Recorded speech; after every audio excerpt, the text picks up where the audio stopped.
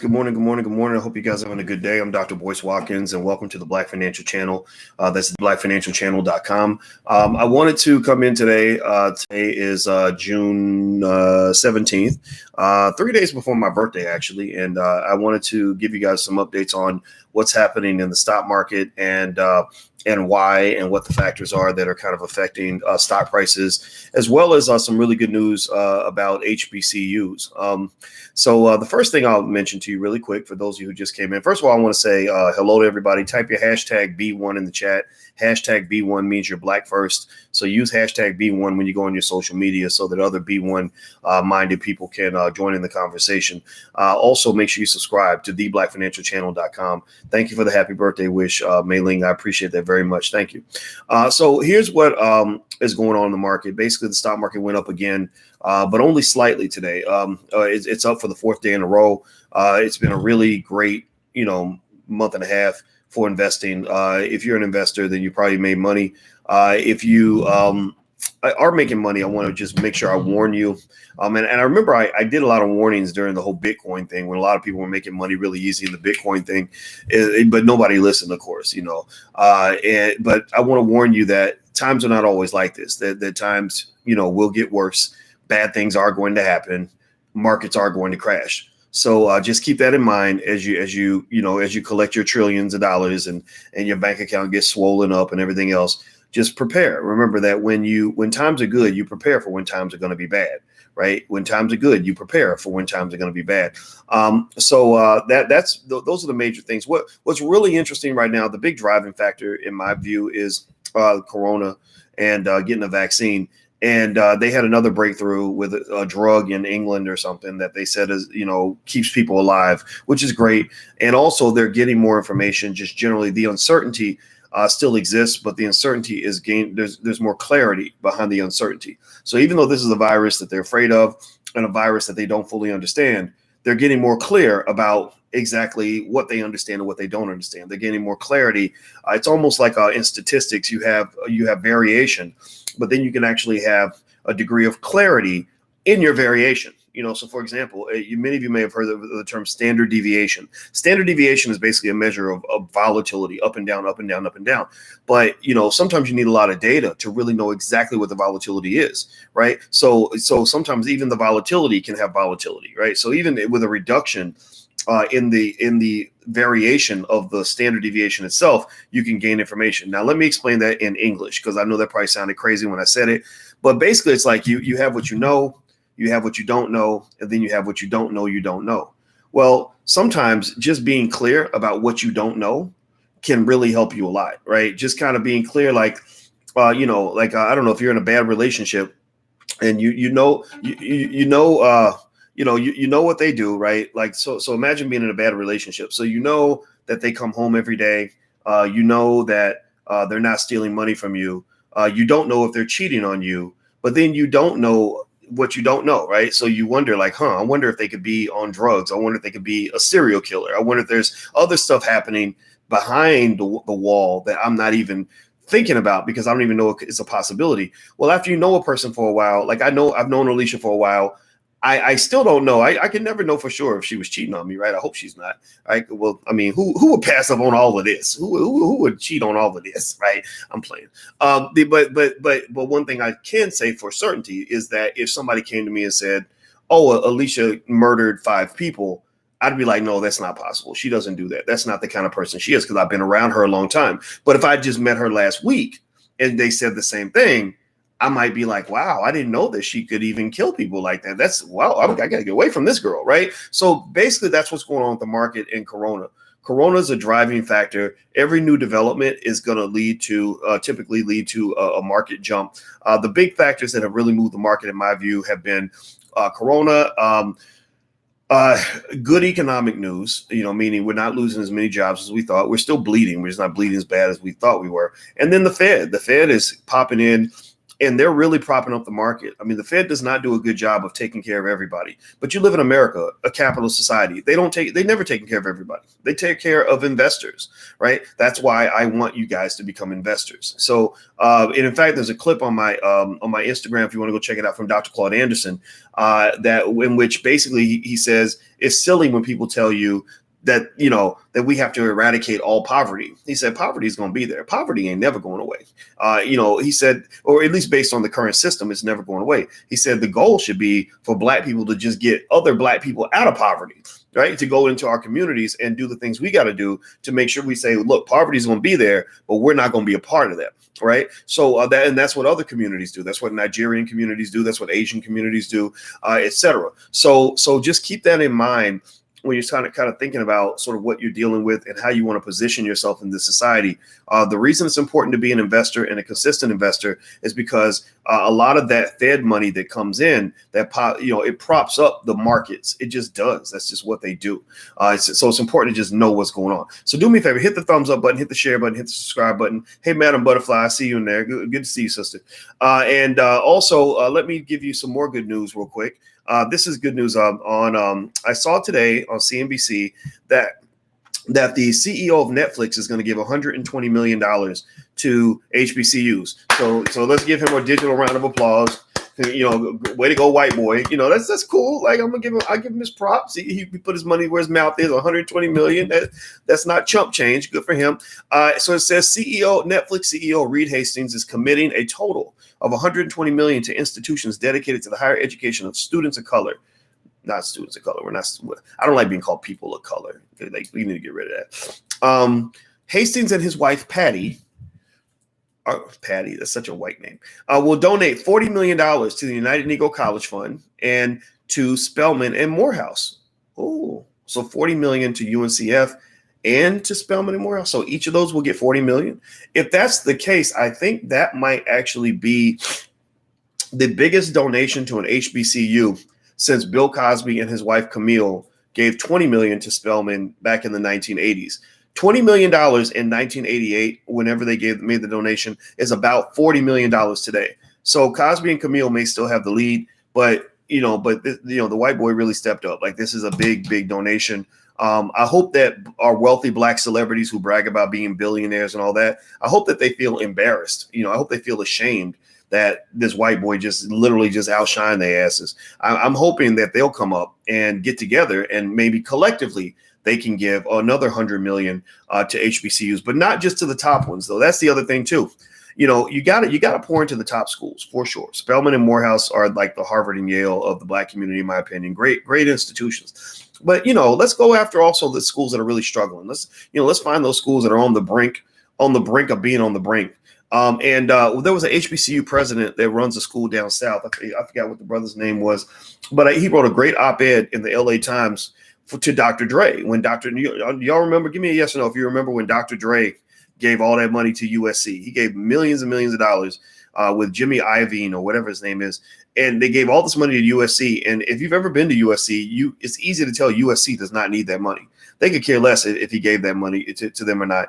And I don't like that, because the money needs to go where the money's needed. It's like if you've got extra food and you've got, the starving kids over here, the kids that are going to survive over in the middle, and then the fat kids who just ate over here. Why the hell are you going to give all the food to the fat kids? That don't even make no sense. You don't give the food to the fat kids. You say, look, you little chubby bastard, go run a couple of laps around the block and you can eat tomorrow, right? Sure, the fat kids are going to want the money or want the food. They're going to stand in line first. But you say, look, get out of line. We're going to let that little hungry kid in the back eat because he's about to die. If he doesn't get food, he will be dead. So some of the HBCUs are damn near dead. And a lot of celebrities and that's what the brother said. He said it so politely. I'm not polite. I don't have the ability to be as diplomatic. I envy that. I admire that so much. And he wrote a great op-ed where he was very, very respectful, very, very polite, and was like, look, that amount of money you gave USC, they're going to run through that money in about 2 weeks. Literally. If you look at their budget, I think their budget is over $1 billion a year or something ridiculous like that. He said, but for an HBCU, you can educate tens of thousands of Black people for the next 100 years. Why would you not go where the money is going to have the most impact? So I think, again, going back to these celebrities, sure, it's great that the white boy stepped up. It's great that the Netflix guy popped in. I mean, my God, God bless him. I mean, he's making bank. Hey, Netflix, brilliant company, brilliant concept, making money hand over fist. They are the Pablo Escobars of the business world. And black people have probably given billions of dollars to them, right? Because all of y'all got Netflix. Most of y'all do. I know Alicia and I do. But here's the thing, you cannot get to the point where you're relying on, benevolent white boys to come in and save the institutions that represent your community. You cannot, white guilt will not create black power. White charity will not create black economic independence. So while I accept the money, I think it's great. I know a lot of young people are going to benefit from that. Those young people must become the generation that says, we're not going to endure the shame of having to wait for white folks to come in and write a check to save us. In the next generation, we're going to write the damn check because we got this. We got this. I tell the story about my father when I was 7 years old, and our car broke down and we were driving down the road. And, my dad's a country boy, he's a man's man. He's a tough guy. He's killed people. He don't mess around.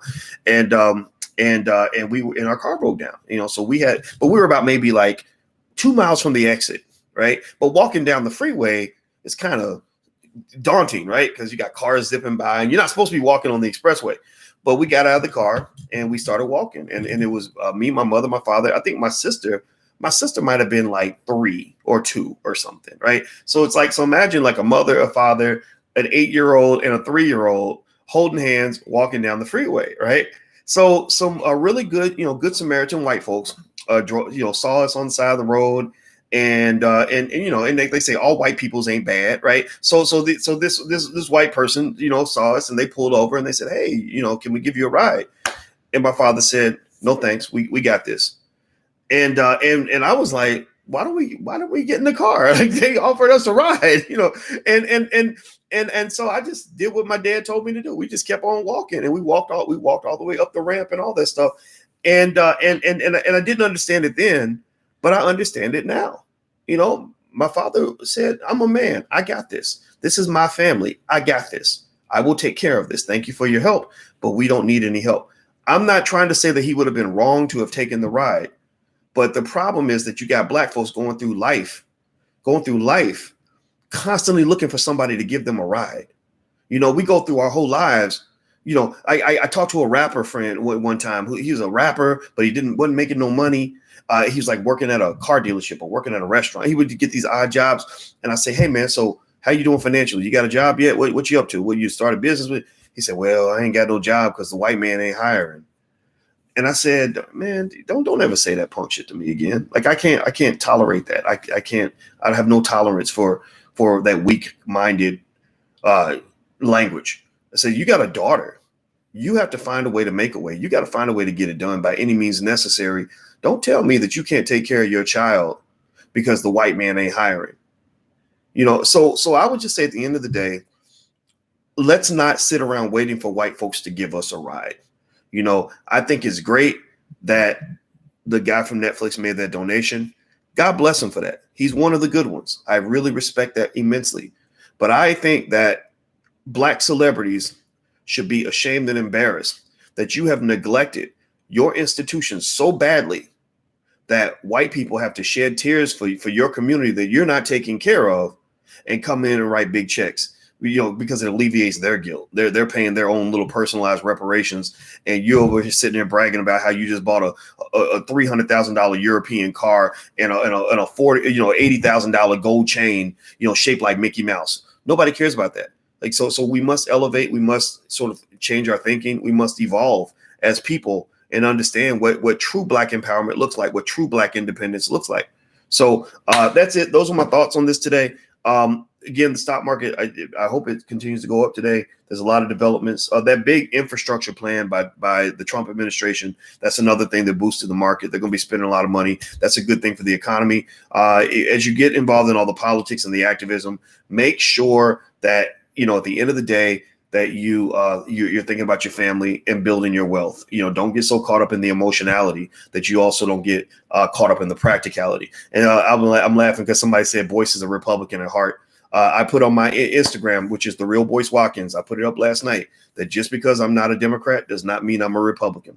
And actually, most of you agree with that. I did a survey on my YouTube channel, and I think 60% of those who responded said they don't want to support either party until they get a good reason to support either party. So anybody who thinks in that box, like that, if you're not a Democrat, you must be a Republican, those people are honestly not evolved enough in their thinking. They probably, honestly, a lot of them shouldn't even be here. This is not a space for people that think in a white man's box. You have to be able to think in a black man's space, right? So in a black woman's space, you got to be, you got to know what independence looks like.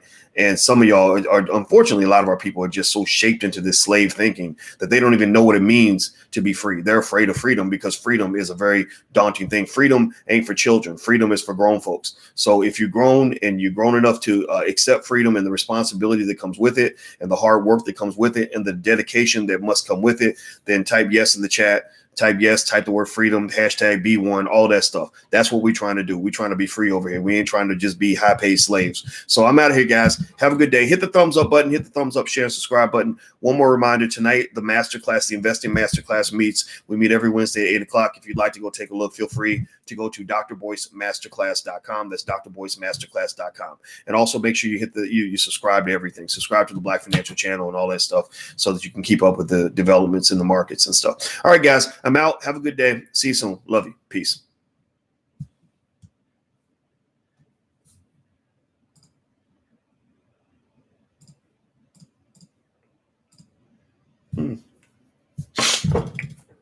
It's still not, it looks like it still hasn't, I hit the button to shut it down. So it looks like it's still not shut down. So I don't know. Can you guys still hear me right now? Let me know if you can still hear me because I can't turn this thing off. It looks like it's frozen.